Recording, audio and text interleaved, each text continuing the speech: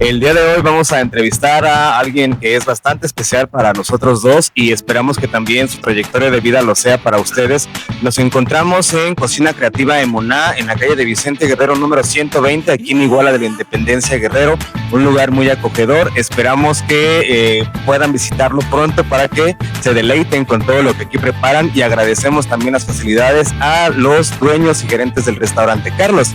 Muy buenos días para nosotros acá en vivo, esperando que todos nuestros videoescuchas se encuentren muy bien y puedan disfrutar de este capítulo dentro de la serie Despersonalizando A. ¿Por qué no me acompañan a develar de quién se trata? Vean ustedes, hay profesiones que se ejercen y hay otras que, ejerciéndose, te profesionalizan. La educación, quizá, es una de ellas. Aunque transmitir conocimientos es cosa del pasado, no todo tiempo pretérito fue mucho mejor. Hay maestros atemporales que hacen del presente un futuro bienaventurado. Nuestro invitado de hoy lo sabe. ¿Qué digo? Lo sabe, lo vive. Lo ha sido todo. Docente, psicólogo educativo, maestro en formación práctica docente, director, asesor técnico pedagógico y acompañante de generaciones enteras de maestras y maestros. Un hombre que ha transitado la educación especial, la gestión escolar y la formación continua, no desde la distancia burocrática, sino desde la cercanía humana. Pero esta ocasión no venimos solamente a hablar con el profesionista, porque en Desasesorados sabemos que dentro de cada figura pública habitan varias voces. La voz que enseña, la voz que duda, la que resiste y esa otra, la que casi nunca habla. Hoy queremos escuchar al maestro, sí, pero también al hombre que existe detrás de los cursos, las planeaciones y los discursos pedagógicos. Fieles al estilo de Desasesorados, vamos a despersonalizar una vida construida entre la sensibilidad y la enseñanza. Con ustedes, el maestro Mauro Vargas Colchero. Maestro, ¿cómo estamos? Bienvenido. Día, muy Carlos. Buenos días. Bienvenido. Muchas gracias. Muy gusto. Un placer estar con todos ustedes aquí. Con ustedes más que nada compartiendo este espacio, este momento. Yo creo que es algo rico y que debe de ser algo rico, ¿no? Compartir agradablemente. Así es, como los platillos que estamos a punto claro, de eso estar sí. Se ven muy sabrosos estos platillos, la verdad que sí, se ven riquísimos, ¿eh? Sí. Pues maestro, le agradeceríamos que empezando les dé la bienvenida, al saludo a todos nuestros videoescuchas para que puedan también conocer desde su propia voz quién es el maestro Mauro Vargas Colchero. Claro que sí, maestro. Con mucho gusto. Pues sean todos ustedes bienvenidos a este programa que asignadamente llevan a cabo Luis, Carlos. Yo creo que es algo que va a enriquecer la vida cotidiana que tenemos todos los maestros cuando estamos escuchando a compañeros que son creativos, que invitan a tener nuevas expectativas sobre el trabajo, ¿no? Pues vamos a compartir estos momentos. Yo creo que es algo agradable. Esperemos que todo lo que comentemos aquí pues sea para bien, sea para un proceso de estar entre amigos, no solo con ustedes, sino con todos los maestros que nos pudiesen escuchar, con madres, padres de familia, con todos aquellos que nos escuchan. Muchas gracias. Por lo pronto, enriquecido va a estar el episodio con la presencia de alguien tan distinguido como usted, maestro. Gracias. Amigos desde hace muchos años, ¿no? Claro que sí. ¿Hace cuánto tiempo de la última vez que trabajamos juntos? No, mejor dicho, que nos puso a trabajar a una marcha intensiva cuando coordinador en formación continua, Luis. Yo recuerdo al menos dos grandes opciones formativas y creo que son de las que más he aprendido. Quizás a lo mejor usted no tiene recuerdo, pero yo sí, y creo que es muy importante cuando alguien te inspira en temas específicos. Recuerdo bien el título y yo creo que si lo recuerdo es porque realmente me marcó, uno que tiene que ver con un diplomado de que hablábamos de las diferentes discapacidades que existían y que nos permitían enmarcar características para apoyar a los alumnos y a las alumnas. Y también otro que hablaba mucho sobre la interculturalidad y este tema, cómo la interculturalidad se se intersecta con el tema de la vida saludable, por ejemplo, y es parte también de lo que el día de hoy vamos a tomar en cuenta para esta charla que vamos a tener. Maestro, ya hablando acerca específicamente para todo el público que es maestro y quizás también para los que no lo sean, quisiéramos saber, profe, ¿qué es lo que a usted le inspiró? Si es que lo recuerda, porque a veces algunos maestros, como que por la inercia nos vamos y nos metemos a la carrera de docencia y ya en el trayecto vamos encontrando motivaciones. Pero yo quisiera saber si a usted, antes de decidir ser profesor, ¿qué es lo que le motivó, si lo recordamos y que lo pudiera compartir con nosotros? ¿Qué le motivó a ser maestro? Pues mira, Luis, yo creo que hay procesos que vivimos individualmente. En mi tiempo, cuando empezábamos con la carrera del maestro, cuando se pensaba en la carrera de maestro, era salir de la escuela secundaria. Entonces, cuando sales de la secundaria, no tienes un bosquejo claro de qué es lo que quieres ser, sino que tienes más miedo exactamente, vienen muchas ideas. Quiero ser esto, quiero ser aquello, quiero ser otro. O sea, estar en la adolescencia es comerte el mundo. Claro. Ver que la adolescencia es, no, es que yo puedo hacerlo todo, es que quiero hacer esto, quiero hacer otro, quiero aquello, ¿no? Entonces, en ese andar y en ese pensamiento, les diría que la docencia en un principio no fue parte de mí, sino que quise estudiar una carrera universitaria. Yo quise estudiar una carrera universitaria y me involucré, no yéndome a la escuela normal saliendo de la secundaria, sino que ingresé a la preparatoria. Estuve como año y medio y todo eso ahí, conociendo y todo. Sin embargo, las circunstancias así del destino, por lo que haya sido, pues me fui encaminando nuevamente al magisterio. Una de las cosas es que, bueno, ahí yo de donde soy, Isla Guerrero, pues está la normal. Y entonces, pues de alguna manera ejerce un tipo de presión social, familiar también, el hecho de que, bueno, ahí está una carrera, ¿por qué no la estudias? ¿No? Claro. ¿Por qué no? Y fue de esa manera en cómo ingresé al magisterio. O sea, no tanto así como una carrera que yo quería, sino que fue por otras circunstancias, pero tampoco fue por una carrera que no quisiera. Algo que yo decía, bueno, en esos momentos como que no tienes bien definido qué es lo que quieres estudiar, qué es lo que quieres ser, sobre qué te quieres desempeñar. Quizás ya con el tiempo, cuando se instituyó más todavía el hecho de poder ingresar a lo normal, como que cambiaron las circunstancias, ¿no? Pero bueno, en mi tiempo era brincar de la escuela secundaria a la normal. Y eso pues te marcaba muchas veces, ¿no? Hay veces que pues, hay maestros que bueno, así ingresaron directamente. No fue mi caso. Sin embargo, estamos aquí y creo que no me arrepiento del trabajo y de la carrera que... Sí, pocos saben a los 15 años a qué se quieren dedicar. No, digo pocos porque seguramente hay, sobre todo gente que conozco, artistas, por ejemplo, que incluso desde niños saben lo que quieren de su vida y esa línea llevan.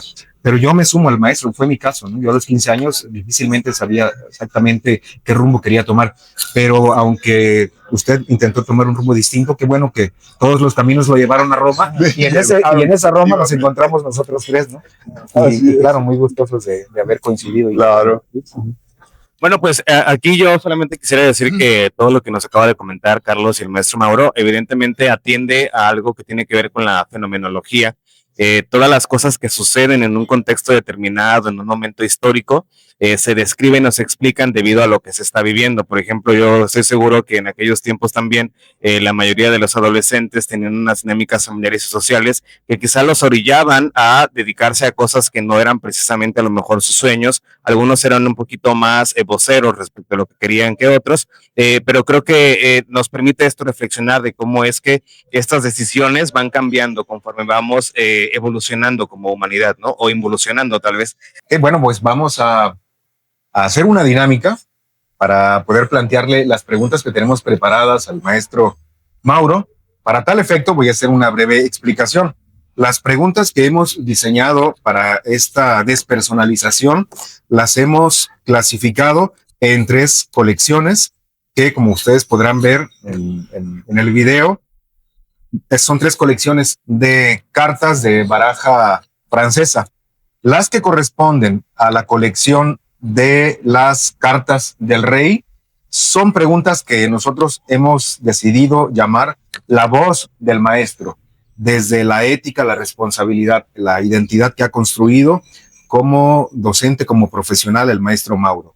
Las preguntas que corresponden a la colección de la reina o la Q son las que nosotros hemos llamado las preguntas desde la voz del hombre, del ciudadano, ¿no? El que está consciente de su cultura, pero finalmente el ciudadano y el hombre, distinto a la voz del profesionista.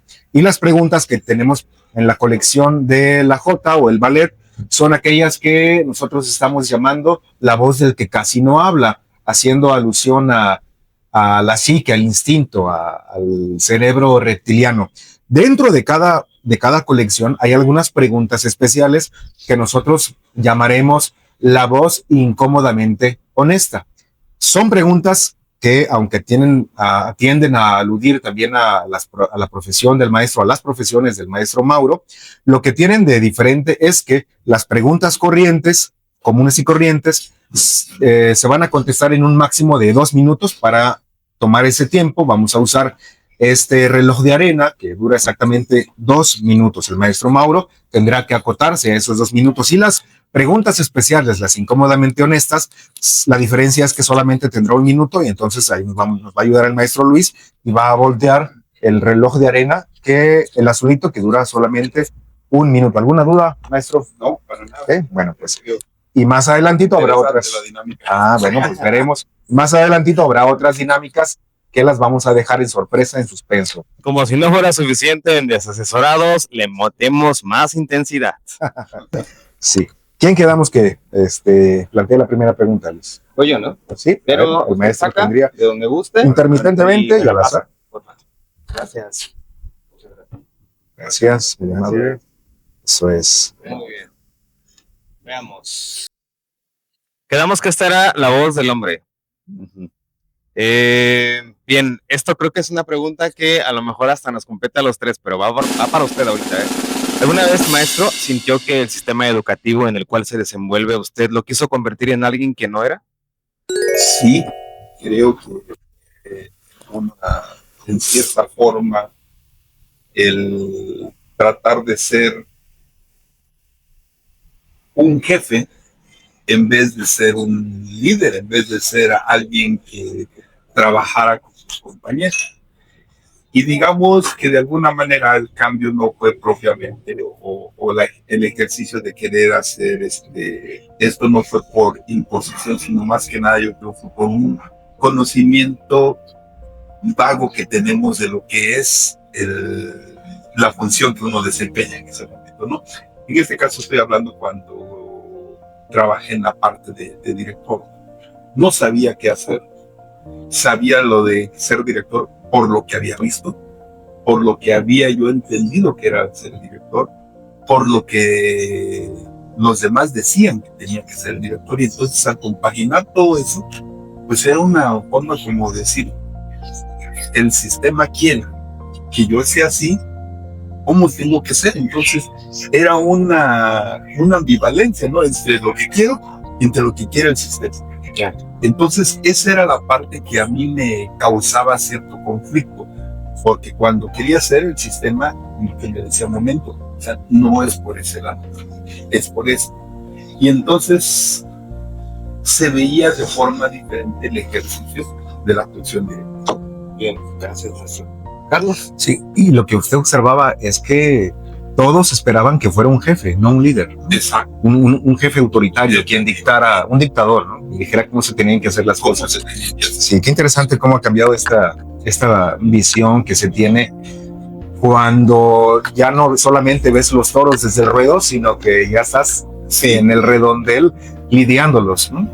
Sí, efectivamente es algo complicado que uno tiene que ir mediando básicamente. ¿Listo? Vamos a la siguiente pregunta. Ajá. Ahí está. Bien. Esta es del rey, como pueden ver, así que la pregunta está pensada para contestarse desde la voz del maestro. En el contexto de las multiredes, estas que a veces inconscientemente los docentes tejemos para seguir aprendiendo y para que aprendan también los demás o aprendamos de los demás, ¿qué le preocupa más del futuro educativo, maestro? ¿Lo que los alumnos están perdiendo o lo que los maestros estamos dejando de transmitir o propiciar? Bueno, yo creo que hay cosas importantes que tendríamos que ver, ¿no? Yo no diría el hecho de que los alumnos están perdiendo, porque yo pondría en contexto esto. O sea, se pierde algo cuando tienes algo, y si no lo tienes, no lo puedes perder, ¿sí?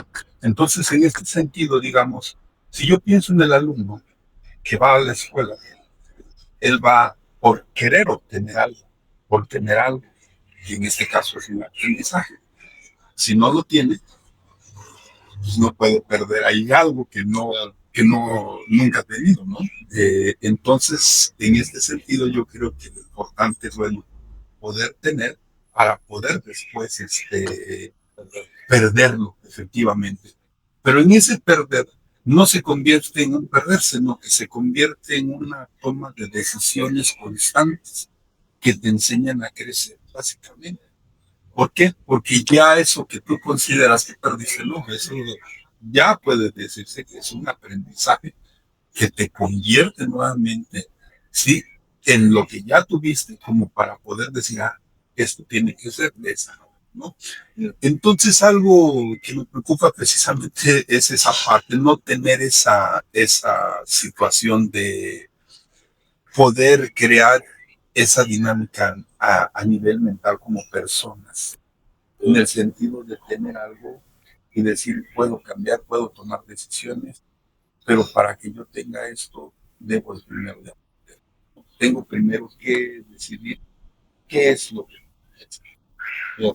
O sea que, en resumen, lo que le estoy entendiendo es que primero el alumno o la alumna debería tener claro que tiene algo, porque si no, no será consciente de que lo está perdiendo.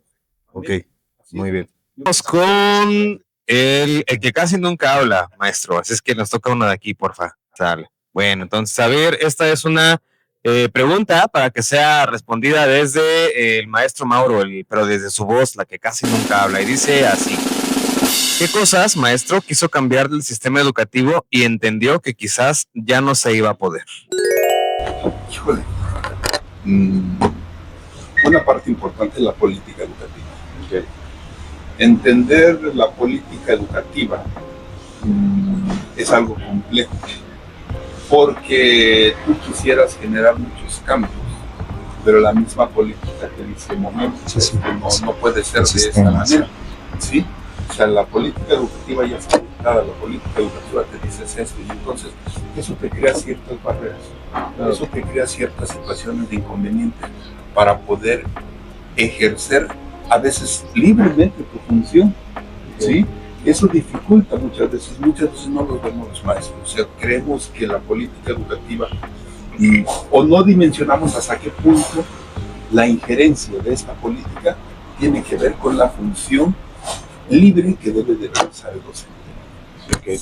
Bueno, pues yo creo que todos y todas creo que nos encontramos como inmersos en esta difícil decisión entre hacer lo que debemos y lo que queremos, que también atiende mucho a estar enfrascados en esas políticas educativas y que creo que también se enfocan hacia el discurso, el debate de que el sistema educativo está colapsado debido a que está dentro de un frasco llamado política también, ¿no? Creo que es una discusión importante que quién sabe a dónde nos va a llevar en un futuro. Bueno, ¿seguimos? Sí, y además de eso, quiero subrayar que a pesar de tener esos límites, los maestros y las maestras han encontrado la manera de expandirse dentro de su límite, apelando a su creatividad, a su poder de toma de decisiones y de acción para poder sortear esos inconvenientes que el mismo sistema te pone y que nosotros los hemos visto como trancas, ¿no? Y a veces también hay que decirlo, hay maestros y maestras que han encontrado la manera de saltarse las trancas, ese límite, sin que sea muy notorio o sin violar la ética con la que se tiene que ejercer, ¿no? Todos los días, pero siempre pensando con el ojo bien puesto en el fin principal, que es los alumnos, ¿no? Los alumnos, los niños y las niñas, así es. Ahora sí, tiempo. Bien. Ok. Bueno, pues la suerte, el destino lo llevó a un comodín, que es una de las preguntas especiales. La voz incómodamente honesta. Hay que recordar que para eso tenemos 1 minuto después de que se haga la pregunta. Maestro, hemos escuchado que la docencia ya no representa lo mismo que antes. ¿Qué cambió más? ¿Los alumnos o los maestros, según su perspectiva? Pues yo creo que cambiamos, yo no diría que los alumnos ni los maestros, sino que las sociedades vamos cambiando. Y en este caso, digamos, si pensamos en alumnos y maestros, digamos que los alumnos como parte de una sociedad, hoy estamos inmersos o están inmersos básicamente en una dinámica diferente a la que tuvimos hace décadas. ¿Sí? Hoy estamos hablando de los niños que crecen con una tecnología, que crecen con una aceptación de manejar un cúmulo de información tan tremenda que no saben qué hacer con ella. Sí, no saben qué hacer con esa información. Pero no nada más el alumno. El problema es que también el maestro crece con esa información y muchas veces, ¿qué hago con tanta información que tengo ahora? El problema ahora es cómo organizamos esa información para que sea bien aprovechada, tanto por el alumno como por el maestro, ¿no? Y en este sentido sea algo que realmente genere un proceso de conocimiento, ¿sí? Un proceso que transforme y no nos quedemos nada más con todo el cúmulo que me está llegando de aquí, de acá, de todos lados, de todos lados. Tiempo. Corrígeme si me equivoco, aludía a una de las competencias, de las 10 competencias, ¿no? de Felipe Renov, la selección de la información entre el mar que tenemos. La siguiente pregunta, maestro. La siguiente carta. Vamos a ver. Sí. Veamos que esta es la voz del maestro que casi no habla. Ok, esta es un poquito profunda. Maestro, ¿qué conversación pendiente cree que tiene todavía consigo mismo? Híjole, fíjate que cuando inicié la carrera de maestro, yo creí que tenía definido qué es lo que iba a hacer. Al menos así lo pensé. Pero con el paso del tiempo, esto prácticamente viviendo años. Hice esto, logré esto, pero esto es lo que tenía que hacer. Y no, o sea, no encontraba yo. Pasé por la gestión directiva, llegué a la parte de asesoría y me sigo preguntando todavía qué es lo que tengo yo que hacer para que sea diferente en el sistema.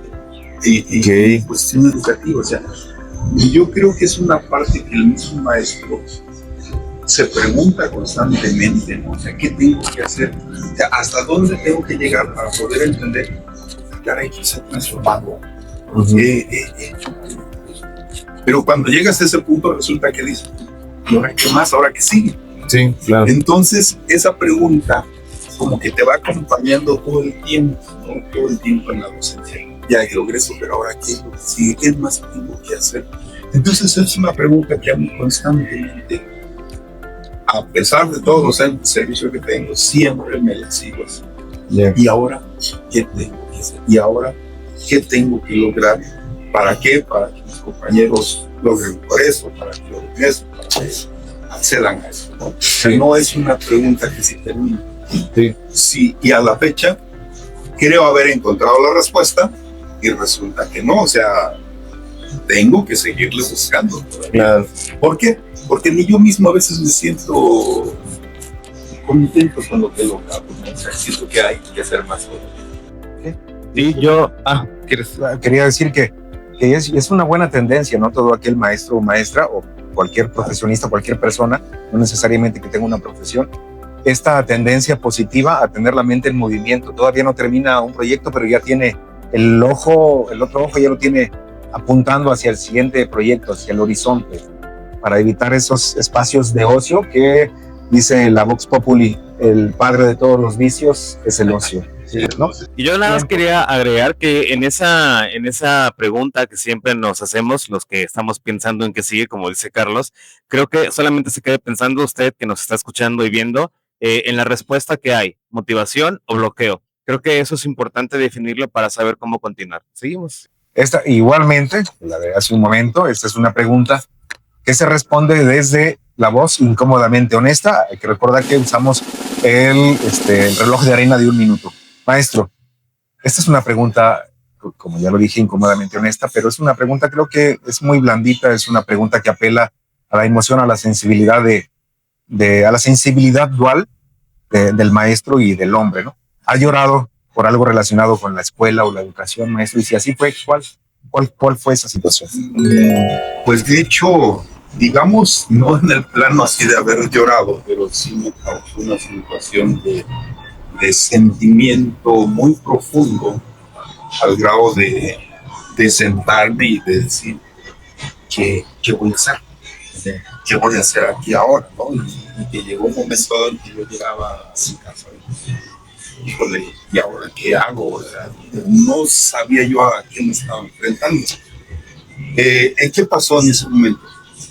Cuando ingresé a trabajar como docente, digo, las circunstancias me fueron llevando. Yo creo que por algo suceden las cosas. Yo estudié para ser maestro de una escuela primaria rural, no hay común. Resulta que llegué a trabajar a un centro de atención múltiple. Entonces, el choque que tuve entre la población estudiantil y un centro de atención y mi profesión como docente me sentó. Digo, ¿qué hago? O sea, ¿qué va a pasar conmigo? O sea, ¿qué voy a hacer aquí? ¿No? O sea, entonces fue un choque muy fuerte. La verdad, sí, un golpe de emociones tremendo. Me ponía mucho a reflexionar, tardé mucho tiempo. Y ahí agradezco mucho el apoyo de una compañera, psicóloga clínica. Ella me ayudó mucho a entender esta vida, a entender mi función y a entender y a procesarlo precisamente, y decir, estás aquí.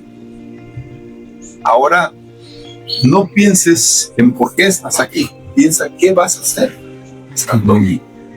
Y yo creo que esa fue la parte que más, o sea, tener ese acompañamiento de alguien que me fue encaminando a entender dónde estaba yo. Porque realmente, pues llegué a un mundo que desconocía. Le estoy hablando del 84, que prácticamente desconocíamos todos los maestros. Ya. ¿Sí? Tiempo. Eso que nos acaba de responder, maestro, ¿lo respondió el hombre, el maestro o el que casi no habla? Híjole, pues digamos que casi no habla. Digamos que casi no habla porque pues es algo. De hecho, para ser yo nunca lo había hablado. Ya. La persona con la que lo hablé es con mi esposa. Ya. Pero así con maestros. Y ahora con nosotros. No, o sea, no. Primicia en desasesorados. Muchas gracias, maestro. Yo sí quiero, aquí disculpe, me va a salir tantito, pero yo sí quiero saber algo de su opinión, maestro. Hay un debate últimamente acerca, ahorita que lo mencioné lo recordé y creo que usted nos pudiera dar una opinión al respecto. Hay un debate que se ha dado acerca de esta inclusión de los niños y niñas con alguna discapacidad y sobre todo cuando tienen discapacidades múltiples. Sabemos perfectamente lo que dice la norma. Sabemos perfectamente lo que dice la política educativa. Pero realmente lo que se dice hoy en día, y lo he escuchado, es que es muy difícil o es una inclusión ilusa o falsa hacer que un niño con múltiples discapacidades se encuentre dentro de la escuela regular. ¿Qué opinión tiene usted al respecto acerca de este debate en ese sentido? Sí, yo creo que el trayecto que he tenido en educación especial me ha hecho ver cosas de diferente manera, ¿no? Apoyo mucho lo que es la inclusión, pero la inclusión con la integración, no nada más la inclusión o nada más integrar al niño por integrar que ya está ahí llegó, sino bueno, ¿qué va a hacer la escuela con ese niño? ¿Sí? ¿Qué va a hacer con él? Pero también estoy en la parte de que existen los centros de atención porque vemos que muchas veces no responden a las situaciones que la escuela pudiera tener. En el aula. No responde, ¿por qué? Porque ni tenemos la infraestructura, ni tenemos las condiciones de formación todavía como para decir, sabes que sí podemos darle a ¿no? Y hay situaciones que tienen que ver con cuestiones domésticas, que tienen que ver con cuestiones de conducta que no son la particularidad de digamos, porque el niño quiera hacerlo, simplemente porque son condiciones que se presentan y que son de la misma situación de la persona, no, son inherentes, se dan, y porque así sucede. Sí, cuestiones de agresividad, cuestiones de emocionales, ¿sí? Muy fuertes, ¿sí? Entonces, yo creo que debe de haber todos los espacios. Yo creo que deben de existir los dos espacios, siempre y cuando tengamos las condiciones, ¿no? La inclusión es muy buena, pero si va acompañada de un proceso de acompañamiento muy, muy genuino, porque muchas veces no se da de esa manera. Sí, bien. Gracias. Dispóngase al azar, maestro. Ahora sí, continuamos. Ya acabamos otra ronda, ¿va? Ya de donde usted guste, según yo. Pero ya ahí descubrió otra más. ¿Le toca el de abajo? Sí, ya, está bien. Pásamela, porfa. Está. Entonces, Listo. otra pregunta incómodamente honesta. ¿Qué cansa más, maestro? ¿Enseñar o sostener y por qué? Pues algo, yo creo que hasta diríamos que es una pregunta fácil, ¿no? Yo creo que sostener es lo que cansa más, porque sostener es lo que cansa. ¿Cómo qué, por ejemplo, y por qué? ¿Por qué? Porque si no sostienes, si estás sosteniendo algo que no tiene una base, los pilares, las cuestiones se tambalean más. Hay un desequilibrio constante en una situación que no tiene base. Entonces, cuando crees tú que ya estás teniendo un buen sostén en algo, resulta que no, o sea, por no tener un buen sostén, ¿sí? O una buena base, ¿sí?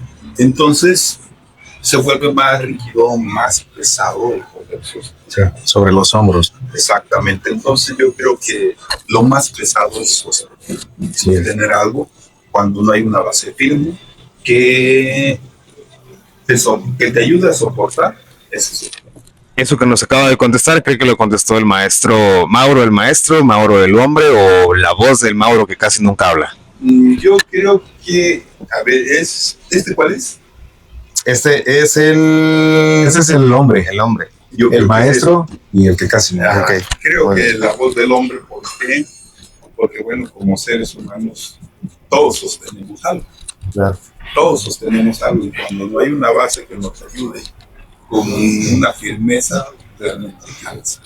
Y también como maestros sostenemos. ¿no? También como Sí. maestro, del sistema, hablando en la cuestión educativa, Sí. Porque hace rato usted comentaba, ¿no? Otra exactamente. respuesta. Si no tenemos una cuestión de una base firme del aprendizaje, ¿cómo puede sostenerlo? O sea, muy complicado, la verdad. ¿Sí? Sí. Okay.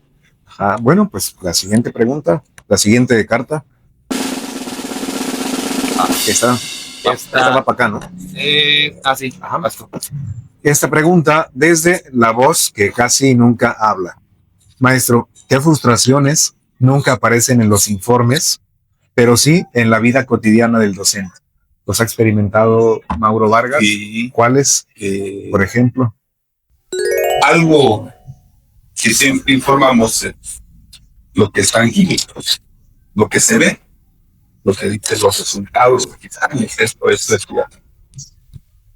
Pero lo que no se expresa en los informes es lo que no se puede ver. Las emociones del maestro, sus frustraciones, sus inquietudes, sí, sus penas, el cómo llega a las clases, el cómo se va de la escuela, las relaciones interpersonales, o sea, es algo que muchas veces no se expresa mucho, pero que ahí está y que eso pesa dentro de la vida de maestros. ¿Por qué?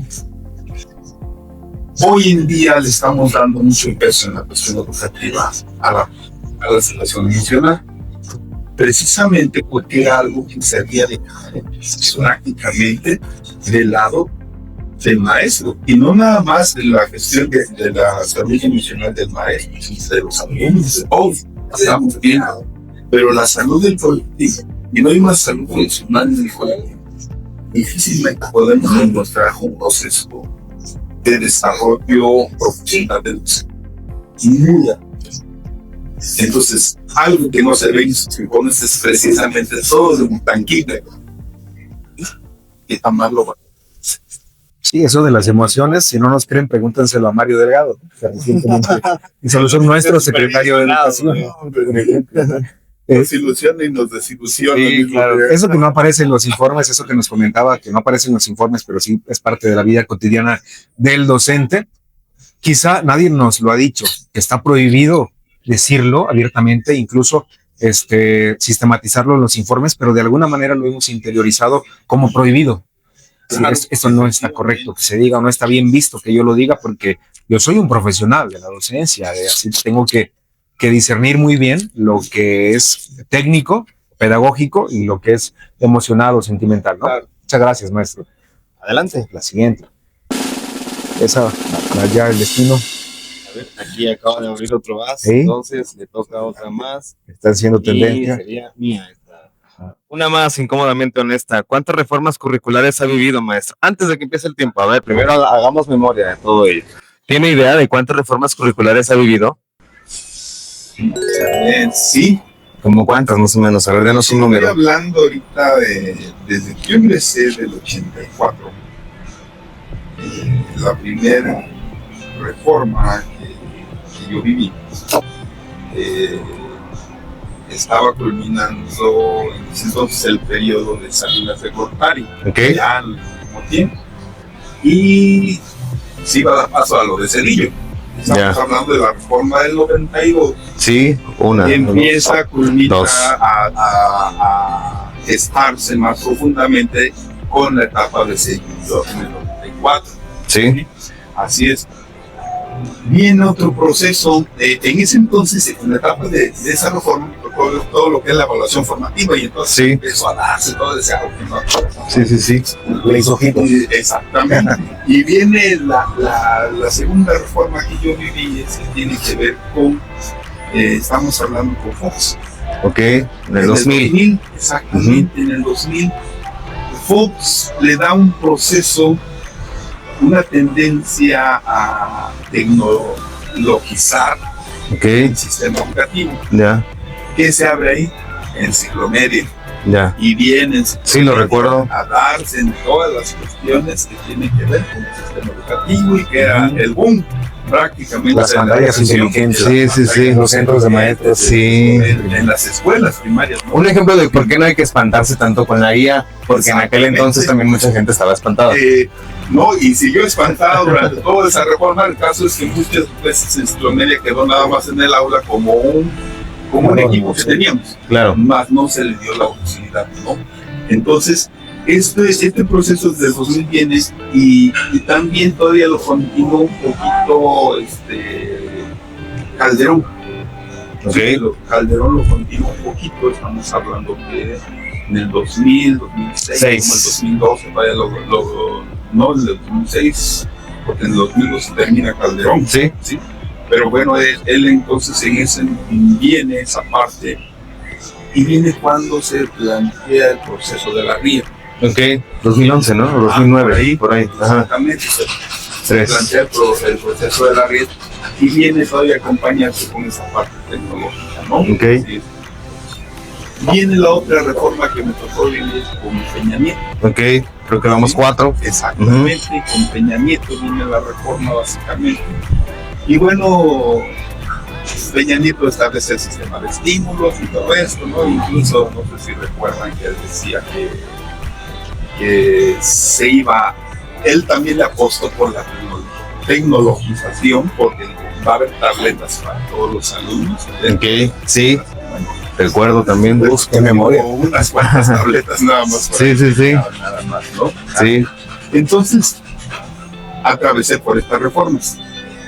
Y esta última que tenemos es la quinta. Una reforma, efectivamente, Ya. que tiene que ver con La nueva escuela mexicana. de 2022, ¿no? Bien. Así una reforma que, bueno, está vigente todavía, básicamente, ¿no? Bueno. Estamos hablando de un proceso ya constante, ¿no? De esta reforma. Bueno, ahora sí viene la pregunta incómoda, porque ya después de esta parte histórica que sí nos sirve bastante, la verdad, a mí me encanta hablar de todo esto.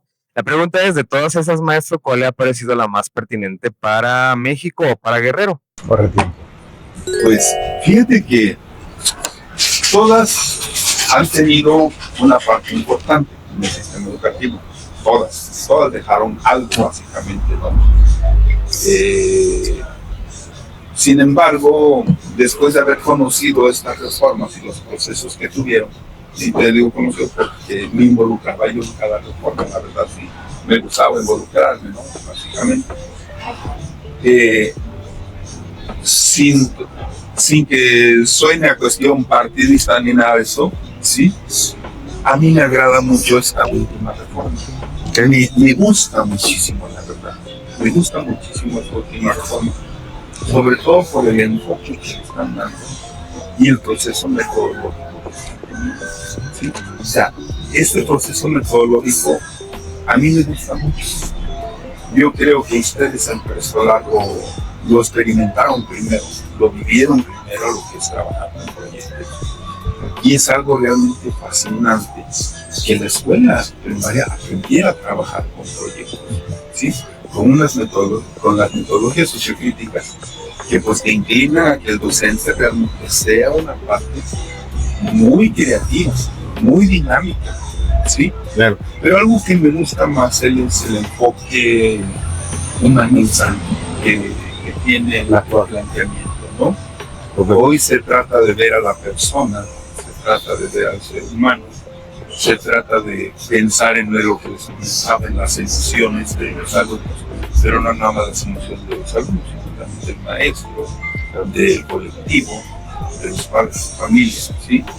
Aunque ha costado mucho trabajo irse integrando a esta reforma y que a muchos maestros les ha costado y les sigue costando mucho trabajo integrar. A algunos nos ha quedado grande, sí. A mucho trabajo, pero yo siento que es una reforma que va más involucrada a que el alumno realmente genere un proceso de aprendizaje autónomo. ¿Por qué? Porque se prioriza lo que es, o sea, al menos estaba postulado que se priorice lo que es el trabajo del pensamiento crítico, ¿no? El problema está en cómo hago ese trabajo de pensamiento crítico con las metodologías sociocríticas. Esa es la parte donde nos hemos estado atorando, básicamente, y romper con un esquema que ya teníamos trabajando anteriormente. Nomás de repente, o sea, como que pues también nos ha costado mucho trabajo quitar ese esquema, ¿no? Claro. Sí, no terminamos de aterrizar uno y vamos con otro. Exactamente. Pero suscribo lo que comenta maestro. La siguiente carta de la suerte. No, pues esta es el rey, así que está pensada para contestarse desde la voz del maestro. El maestro, hace unos momentos al inicio de la entrevista, comentaba usted algo más, quizá pueda precisar todavía más, no porque no lo haya hecho, sino que el tiempo no le fue suficiente quizá. ¿El maestro nace con vocación o la responsabilidad termina construyéndola?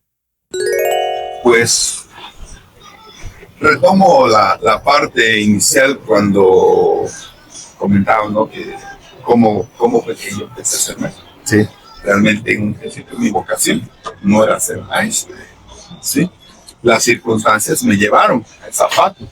Y entonces estudié una profesión que en un momento dado no sabía si era realmente lo que quería yo hacer. Y fue el choque que tuve cuando, bueno, me integré y resulta que terminé la profesión, pero no me fui a trabajar a una escuela a la que yo tenía como en la visión del docente, ¿no? Sí, sí, sí. Y me fui a una escuela donde digo, un choque conmigo. Y ¿qué voy a hacer aquí? O sea, ¿qué hago, no? Entonces, que mi vocación ahí chocó muchas veces y no sabía yo para dónde. Claro. Pero eso también me sirvió para ir entendiendo la dinámica. Yo creo que a partir de eso, por eso digo que las cosas suceden por algo y yo creo que hay una línea trazada para cada uno de nosotros para ir entendiendo. Aprendí a tener, a través de este apoyo que me dio la compañía, aprendí a entender las personas que tenían menos oportunidades. Y eso porque ellos también tienen la oportunidad. Y entonces fui haciendo eso pero entonces entré en un proceso de aprendizaje yo también. Y entonces es cuando me entiendo eso. Sí, gracias. Si bien muchos estudian por vocación, muchos estudiamos porque es la profesión que tenemos a la mano. Claro. ¿Sí? Pero realmente nos vamos formando en el proceso. Nos vamos formando. Gracias. Gracias, muy amable. Sí, sí, Vamos construyendo nuestra profesión. Y va a depender del maestro qué tipo de profesión quieres tener, una profesión o una profesión que únicamente vaya a trabajar. Ya. O sea, yo creo que esa es una gran diferencia. Yo creo que es una pregunta que todos los días nos tenemos que hacer los maestros. Ya. ¿Voy a trabajar? ¿Voy a hacer mi función? Mauro Vargas hoy en día tiene la vocación de maestro construida, entonces. Digamos que la sigo construyendo todavía. Fíjate que la sigo construyendo todavía porque, bueno, pasé por varias funciones, la parte de ser asesor, la seguimos construyendo. Yo creo que las mismas dinámicas y los contextos nos hacen que vayamos construyendo esa parte. Lo que aprendí en un momento ya no era suficiente para poder trabajar. ¿Por qué les comento eso? Dice Luis, las guías no eran, antes no estaban, pero bueno, empezamos con una parte tecnológica. Hoy sí, tengo una parte académica y ahorita estamos ya alrededor de casi todo un semestre de trabajo con cómo entender el manejo de las guías, cómo trabajar. Qué interesante. ¿Sí? Entonces, eso es una parte que te va formando porque, bueno, si no te adaptas a ese contexto, también es una parte que va quedando de ti. O sea, ya no puedes sustraerte a decir, no lo voy a hacer. No, o sea, tienes que hacerlo porque la misma dinámica te lleva. ¿Sí? Pensemos en la teoría de Darwin, o sea, la teoría evolutiva, o sea, adaptarte Sí. o morir. Claro. ¿Sí? O en la misma línea, ¿no? Exactamente. La predecesora de la inteligencia artificial de Internet. Claro. ¿Sí? Luis, Sí, sí. Pues continuamos con otra. Claro que sí. Saludcita, ya nos trajeron aquí algunos cócteles para refrescarnos en este video. Vamos terminando con esta. Con la chida, dice. Bueno, pregunta nuevamente incómodamente honesta para que nos conteste, pues quien quiera contestar, ¿no? Ahorita vemos ¿Qué le da más miedo perder, maestra? ¿Autoridad o sensibilidad? ¿Y por qué? Pues yo diría que la sensibilidad. Sí, la verdad, perder la sensibilidad es perder el sentido humano. Entonces, si algo debemos de caracterizarnos los docentes en la profesión, es el sentido humano que hoy debemos de tenerlo mucho ante todas las circunstancias que estamos viviendo, políticamente, económicamente, socialmente, moralmente. O sea, esa sensibilidad no la debemos de perder. Pero eso es en la parte, digamos, profesional, en la parte de una persona también. O sea, hay veces que nos volvemos insensibles ante las situaciones que estamos viviendo. A veces la misma situación o el contexto nos hace insensibles. Hoy hay ocasiones en que vemos una situación de conflicto en la calle y a veces, por no meternos en conflicto, nos apartamos y dejamos que el conflicto suceda. sí, ya no son los espectadores. Esta es una parte de insensibilidad en el sentido de que prefiero evitar eso porque me puede pasar, me puede tocar a mí también en algo que yo ni siquiera estaba. Claro. Entonces, en el sentido social, pues vamos perdiendo esa parte. En el sentido social, hay veces que incluso veo más agresividad a veces en las personas. Sí. Menos tolerancia, ¿verdad? Sí, sí. Menos tolerancia. Entonces, esa es una parte muy, muy mala y estamos a veces gestándonos. He tratado de buscarle por qué se dan estas situaciones, pero es complicado, o sea, hay tantas cosas que te llegan que te ponen a pensar. Simplemente el caso que sucedió, por ejemplo, con las maestras de Trento, ¿no? Que la llegó a matar Cierto. un muchachito. Reciente. Exactamente. O sea, uno se pone a pensar, o sea, todo el bagaje que tenemos dentro de la tecnología a veces puede ser bueno, pero a veces no puede ser malo. O sea, ¿cómo influye en el ser humano para que pierdas esa sensibilidad? ¿Sí? O sea, el muchachito, o sea, de alguna manera, de acuerdo a la información que se tiene, bueno, pertenecía a ciertas grupos. Y entonces vio de otra manera a las personas. ¿Sí? Y entonces se pierde eso y entonces son cuestiones que terminan en una cuestión caótica. Sí, que a veces ese caos es sistemático, como seguramente fue en el caso en que acaba de aludir, maestro, porque no solamente te haces insensible, sino que después repites patrones de insensibilidad que se manifiestan en agresividad, como fue ese fatal caso, ¿no? Reprobable. Sí, efectivamente. Bueno, pues, además tiene el destino. Sí, sí. Que la voz del hombre, pregunta pensada para responderse desde esa voz. Después de tantos años formando a otros, ¿cuántos años lleva, maestro? Y ahorita servicio. tengo 42 años. Okay. Ahí voy a la mitad más o menos. ¿Y cuántos años siendo asesor académico?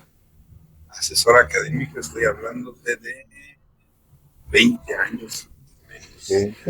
Bueno, pues después de todos esos años, maestro, ¿quién siente que se ha ido formando dentro de usted? Además de formar a otros, ¿quién se ha ido formando en el interior de Mauro Vargas? Siento que con el transcurso del tiempo, de los años, pues de alguna manera te hacen pensar como persona, como profesionista, y empiezas a ver las cosas de manera diferente. Siento que he sido más humano en el sentido de tratar de ver las cosas de diferente manera con mis compañeros, de poder ayudar, de poder decir, sabes, no puedes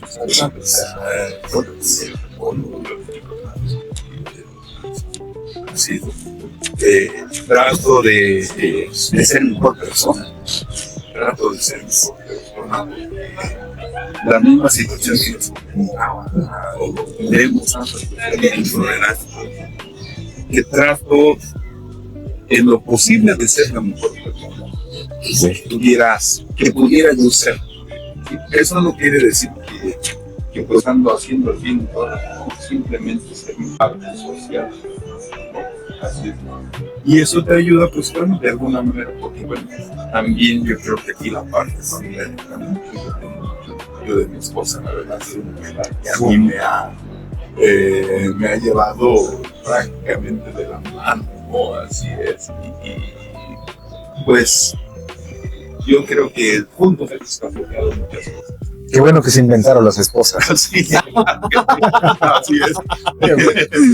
Bueno, pues finalmente es que la docencia, creo yo, que es una vocación de servicio, ¿no? De que le cae muy bien el dicho cliché, el que no vive para servir, no sirve para vivir. Creo que la docencia es de las profesiones que, entre otras, encaja muy bien en ese dicho. Vale. Las terminamos y pasamos a la paz. Bien. Vale, el rey, desde la voz del maestro. Usted ha trabajado mucho en formación continua, lo hemos estado subrayando durante el desarrollo de la entrevista. La pregunta es, maestro, ¿cómo se desempeña en una función sin imponerle a alguien una forma de ser docente? Fíjate que eso es algo que hemos tratado de ir manejando y hoy en día se está trabajando de hacer mucho. ¿Qué es lo que le piden a directores, asesores, supervisores? No trabajes con la verticalidad, trabaja con la horizontalidad. Pero entender esas dinámicas, trabajar verticalidad y horizontal ha costado mucho trabajo. Entonces, en esa parte yo creo que si entendemos la parte de horizontalidad, es entender la parte de decir, pues, estamos en el mismo camino, a ver si tú te cruzas para allá, yo me cruzo para acá, si tú te tropezas, se queda bien, lo más seguro es que yo también me llegue a tropezar, ¿no? ¿Cómo nos ayudamos? ¿Cómo le hacemos para poder seguir avanzando los objetivos? ¿Sí? Sin que lleguemos al punto donde nos perdamos. Y que seamos una parte que consolidemos, que seamos de mutua ayuda y que los dos podamos crecer. Bueno, pues vamos a culminar con la voz de la persona, del hombre, ¿sale? Entonces, pues ya, me toca. Sí, me toca. Bien. Uy, ok, estaba también muy buena. Usted ha sido, como ya lo comentábamos, docente, directivo, asesor académico. ¿En cuál de todas esas versiones, maestro, se ha reconocido como más humano? Haciendo una remembranza, como docente, digamos que entré en esta dinámica, sobre todo al trabajar en educación especial. Sin embargo, creo que la parte humanista fue apenas un inicio para poder desarrollar, ¿no? Creo que fue algo que se fue construyendo muy paulatinamente, sobre todo por entender qué era lo que yo tenía. ¿Sí? La parte como directivo, pues, fue una ambivalencia, ¿sí? O sea, esa parte como que primero tengo que hacer así, pero yo quiero ser así, ¿no? Pero me dicen que debo ser así. Entonces, cuando empecé a tener más libertad sobre mi ejercicio, fue cuando llegué a la parte de ser asesor. Entonces, en ese sentido, yo creo que la parte de ser asesor es donde más me he sentido más pleno, más completo, con una mejor dinámica. Vamos a develar, vamos a mostrar el secreto. ¿Cuál es la intención de haber distribuido u organizado las preguntas en 3 voces aparentemente invisibles? Bueno, nosotros estábamos, cuando Luis y yo, cuando estábamos ideando cómo hacer la dinámica para entrevistar al maestro Mauro Vargas, pensábamos en qué podíamos inspirarnos para poder despersonalizarlo al estilo de Desasesorados, y se nos ocurrió inspirarnos en una de las profesiones del maestro Mauro Vargas, que es psicólogo educativo. Así es. Así que se nos ocurrió el poder distribuir u organizar las preguntas en las 3 instancias psíquicas de Freud. El yo, el superyo y el ello, ¿no? El ello, el instinto, la parte más primitiva del cerebro, el que quiere reaccionar sin razonar, el superyo, el que se da cuenta de las normas sociales y culturales, y el yo, el que regula los 2 anteriores, el que toma decisiones inteligentes y equilibra. Así que esta entrevista estuvo desarrollada, inspirada en esas 3 instancias psíquicas de Freud y en la condición de psicólogo educativo del maestro Mauro Vargas Olchero. Vamos a pasar ahora a otra dinámica sorpresa que le tenemos preparada. Para terminar, también para buscar la inspiración, ya hemos hablado acerca de lo que buscamos en nuestro trayecto educativo, de lo que buscamos en nuestro trayecto profesional. Yo creo que cada quien se enfrenta a este tipo de discusiones filosóficas, psicológicas también a lo largo de su vida. Entonces vamos a hablar del legado del maestro Mauro. Maestro, ¿qué es lo que cree que constituye su principal legado? ¿Lo que enseña o lo que inspira en otras personas? Yo creo que son las 2 partes, ¿no? O sea, las 2 partes equilibradas, ¿no? Yo creo que para enseñar, bueno, es una parte importante, pero yo creo que una parte importante es qué tanto puedes generar en la otra persona para que eso que le enseñaste sea algo que lo motive a seguir haciendo algo, ¿no? Sea algo que lo motive no solo a aprender él, a ser mejor él, sino que a ser también a lo mejor profesionista, mejor ser humano, mejor persona, mejor padre de familia, mejor esposo o esposa, no sé, mejor compañero, amiga, amigo, ¿no? O sea, eso básicamente, yo creo que es una parte importante, ¿no? Enseñas, pero tienes que pensar en cómo poder hacer que eso que enseñaste logre en el otro generar un proceso de cambio, ¿no? Sí, muy interesante. Bueno, y también, por último, otra pregunta que tiene que ver con el legado, que yo creo que muchos nos vamos contestando, sobre todo en el ocaso de nuestra trayectoria profesional. Hace rato hablábamos de que todo el tiempo nos estamos preguntando qué sigue, y en esas respuestas encontramos motivación o bloqueo. Y yo quisiera ahora puntualizar esta pregunta, maestro. Yo no sé si usted todavía ha decidido o decidirá estar todavía mucho tiempo trabajando en el sistema educativo nacional, pero la pregunta va hacia lo siguiente. ¿Qué tendría que pasar, maestro, para que cuando usted se retire o en algún momento termine la trayectoria profesional del maestro Mauro Vargas, sienta o piense que todo el esfuerzo que realizó ha valido la pena? ¿Qué tendría que pasar? Ver voy a hablar en lo profesional, como docente, como asesor. Me gustaría ver que el maestro revaloriza su función. Entender que la revalorización no implica el entender nada más el ser maestro, sino entender la función que tenemos que hacer dentro de la escuela con los niños y con las niñas, ¿no?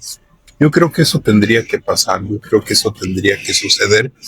Ver que realmente el maestro dice, pues hoy no vengo por trabajar, vengo porque quiero que mis alumnos logren algo, ¿sí? O sea, no ver la dinámica nada más del trabajo por trabajo, sino ver la dinámica de mi función, porque he entendido qué es lo que tengo que hacer dentro de un aula escolar. Bueno, pues muchísimas gracias por todas las reflexiones que hasta el momento nos ha brindado. No hemos terminado, seguimos con otra actividad. Tenemos tres elementos, tres objetos, o cuatro, porque son dos gises, que según nosotros representan momentos o funciones que ha tenido el maestro Mauro Vargas a lo largo de su trayectoria. Los gises de yeso, si no mal recuerdo, que según nosotros esperamos que le evoque a usted el tiempo de cuando fue maestro con grupo, fue docente. Tenemos aquí un sello, dice dirección. Esperemos que le evoque en la mente, en la memoria del maestro Mauro, esa etapa en la que fue director. Y finalmente, un libro, pude haber traído varios, pero creo que este es de los más representativos, que puede hablarnos de una de las reformas de la que el maestro Mauro ya hablaba hace ratito. Es de autoría de Pedro Ravela, Beatriz Picaroni y Graciela Laureiro. ¿Cómo mejorar la evaluación en el aula? Tenemos la esperanza de que esto le evoque al maestro Mauro la etapa que está viviendo actualmente como asesor académico. La idea, maestro, es que en una palabra, y si no fuera posible, en una palabra, en un enunciado sencillo, usted nos comente qué le representa para usted los gises, la etapa de los gises, otro enunciado u otra palabra, la etapa de la dirección, y así también para la etapa que está viviendo actualmente. Bueno, la etapa de los gises, la etapa de la docencia, yo diría aprender a hacer la función de querer enseñar y de querer transformar. La etapa de la dirección yo creo que fue una etapa en que me marcó para poder entender lo que es el liderazgo, lo que es entender el trabajar con colegas, el trabajar con un grupo básicamente, ¿no? ¿Para qué? Para dar paso a lo que es la etapa de asesor, ¿no? Yo creo que esas etapas que viví me ayudaron para llegar a la última, que es la de ser asesor, ¿no? Entender la dinámica de un grupo, entender la dinámica de por qué trabajar con personas, para qué trabajar con personas, para qué trabajar con la gente de nuestra misma, a lo que trabajamos nosotros, que es la docencia. Que ya lo dijo hace rato usted en respuesta a otra de las preguntas, se quedaría con este. Así es, exactamente. Su función de asesor. Siguen las sorpresas, maestro. Bueno, una penúltima, no, creo que es la última, ¿ya? En este ejercicio de despersonalización por completo al maestro Mauro Vargas Conchero, hemos preparado en esta ocasión algo un poquito diferente. Le vamos a mostrar, maestro, 3 fotografías. Una que según nosotros hace alusión a una de las personalidades que conviven dentro de usted, que ya explicaba el maestro Carlos, el yo, el super yo y el ello. Sí, ¿no? También va más o menos de ello. Entonces, antes yo quisiera que nos dijera brevemente qué significa para usted cada una de estas fotos. Tenemos esta de aquí, tenemos esta de aquí. Yo no sé si usted la clasificó así o nosotros la clasificamos, pero a ver, maestros, nos puede ir narrando. Usted, si quiere, seleccione primero una, nos diga rápidamente dónde está ahí, dónde se encuentra, qué representa para usted la foto, y yo la voy mostrando a la... Claro que sí. Bueno, estamos hablando el que casi nunca habla, ¿no? Aquí me encuentro pues haciendo deporte, como que es una dinámica muy personal, ya fuera de lo que es la esencia de la profesión, dedicarme a otras cosas. En este caso voy a ejercitarme un rato. Estoy ahí junto al obelisco que está en la salida Telolapa, por ahí, sí, efectivamente. Y ahí haciendo un saludo más que nada, ¿no? Así es. Esa es la parte mía, me gusta ejercitarme, me gusta hacer un poquito de ejercicio. Así es. La parte del maestro, esa es una parte que me ha gustado mucho, porque el ejercicio de la asesoría no solo lo he llevado aquí a nivel estado, aquí con los colegas o a nivel local, sino que este es un ejercicio que pues prácticamente actualmente lo estoy trabajando a nivel nacional. Yo trabajo con una consultoría desde hace ya una década, donde trabajamos a nivel nacional con maestros de diferentes estados. Ahí estoy trabajando con un maestro de Guanajuato, hemos estado trabajando con maestros de Tabasco, de Querétaro, de Veracruz, sí. Entonces con ellos hemos estado haciendo un proceso de trabajo continuo de asesoría, ¿no? Y yo creo que es la parte en que me he encasillado, porque me ha gustado mucho, básicamente. Pero bueno, tratar de hacer algo para poder generar un proceso de cambio, ¿no? Y la del hombre, compartir los espacios, compartir los momentos con quien ha compartido mi vida, ¿sí? Que mi vida no se sustrae nada más a mi esposa, está mi hija, mi hijo, pero que de alguna manera pues ahora ellos están haciendo sus vidas, y que en momento dado quien está conmigo pues es mi compañera, ¿no? Solo ella sabe de mis venturas y desventuras, y yo creo que acompañarme con ella en estos momentos es un reto que estoy empezando a vivir nuevamente, ¿no? Empecé a vivir con ella, empezamos a vivir una vida en familia con 4. Ahora estoy aprendiendo nuevamente a vivir otra etapa con mi pareja, ¿sí? Pero reaprendiendo nuevamente. Fíjense lo que implica, o sea, el hecho de pensar en que como ya nos conocimos en un principio y ya es suficiente. No, ahora estoy reaprendiendo otra vez a poder convivir y podernos ver como pareja nuevamente. Volver al origen, pero reinventado. Exactamente. Sí, supongo que ella sí oye seguido esta voz que casi nunca habla. Sí, efectivamente. La oye y la ve. Sí, bueno, entonces, una vez que ya nos escribió todo esto, maestro, la pregunta o lo que le vamos a pedir por último es que se despersonalice a usted mismo por completo. Si no quedara de Mauro, digamos, si pensemos en el momento en que usted desconecta de usted mismo y tuviera solamente que quedarse con una de esas personalidades que hemos averiguado el día de hoy, ¿con cuál de estos 3 usted elegiría quedarse? Y porque solamente puede seleccionar uno, maestro. Con la del hombre.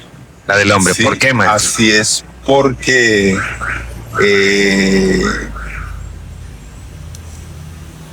yo creo que la vida me ha permitido llegar a una etapa en la que valorar muchas cosas tiene un gran peso, ¿sí? Y entonces el poder caminar en esta etapa de mi vida junto con mi compañera, pues es muy importante. ¿Por qué? Porque hoy ya no vivo con las prisas del magisterio. Hoy ya no vivo con las prisas de tienes que alcanzar esto, no, o sea, lo veo desde otro sentido, ¿sí? Pero sí lo veo con las prisas de decir a mi compañera, ¿sabes qué? Aprovechemos este tiempo, ¿no? Exactamente, aprovechemos este momento, aprovechemos en que nos tenemos aquí, ¿sí? Y aprovechemos cada espacio que nos queramos y aprendamos juntos, básicamente, porque así como estoy aprendiendo yo, está aprendiendo ella también, ¿sí? Está aprendiendo a tener algo en una etapa en que se pudiera pensar que es fácil, ¿no? Es muy complicada cuando se llega a esta parte. Qué bonito. Bueno, pues terminamos, Carlos. ¿Quieres que les pida? Sí, Nos maestro, despedimos. antes, maestro, muy agradecidos. Estamos con usted muy complacidos. Seguramente también los desasesorados y desasesoradas lo estarán, porque escuchamos la despersonalización de su viva voz del maestro Mauro Vargas Colchero, un gran profesional que además es muy estimado por nosotros, gracias. que hemos compartido una parte muy importante que también nos representa añoranza. Estos ejercicios finales que hicimos, Sí. a nosotros en el momento de planearlo también nos resultaba conmovedor, porque hemos compartido no solamente el trabajo, sino hemos compartido momentos muy amenos, momentos de convivencia, de amistad, porque no solamente era trabajo, sino que también era compartir, hacer las actividades que nos gustan, ¿no? Y además algo que nos ha unido, me atrevo a hablar también con mi compañero Luis. Lo que más me gusta de esta reforma es lo mismo que más nos gusta a nosotros, es la parte humana, ¿no? Del humanismo, porque nada se puede comparar con el sentimiento que se experimenta cuando se da un abrazo, se aprieta la mano de un amigo, de una amiga, maestra, maestro, de los alumnos, de las alumnas o de colegas con los que estamos nosotros trabajando. Muchísimas gracias. Gracias a ustedes, Muy Carlos, agradecido. Luis. Yo nada más, siendo breve y para despedir también, gracias por estar con nosotros, por no despegarse de su pantalla. La verdad es que mi maestro le quiero agradecer infinitamente, porque como lo dije en un principio, yo tengo grandes recuerdos con usted respecto a todas esas opciones formativas que creo me marcaron, y también creo que me quedaron ganas para que ojalá pueda acompañarnos más adelante para otros videos con otros temas también. Gracias, de verdad, nuevamente, maestro, por ser un gran ejemplo y por también compartirnos su tiempo. Si gusta despedirse, por favor, en un minuto. Claro que sí. Bueno, Luis, Carlos, gracias por ese espacio, la verdad, que me dan, que nos damos, básicamente. Esperemos que estas charlas realmente nos ayuden a todos, ¿no? Nos ayuden a todos. Yo creo que es algo que hoy en día es muy productivo, que hoy en día llega a mucha gente, que hoy en día también genera ciertas inquietudes para poder transformar, ¿no? Y con mucho gusto, Luis, cuando sea la cuestión educativa, no hay ningún problema, nos metemos en la dinámica que ustedes gusten y trabajamos. Muchas gracias. Pues echen una cascarita de vaso. Claro que sí, por supuesto. Así ¿Puedes es. despedir? Pues desasesorados, desasesoradas, nuevamente gracias por estar con nosotros. Nos vemos en el siguiente episodio y no se pierdan ya estos, creo yo, son los últimos capítulos de esta temporada de Despersonalizando. Gracias por estar ahí.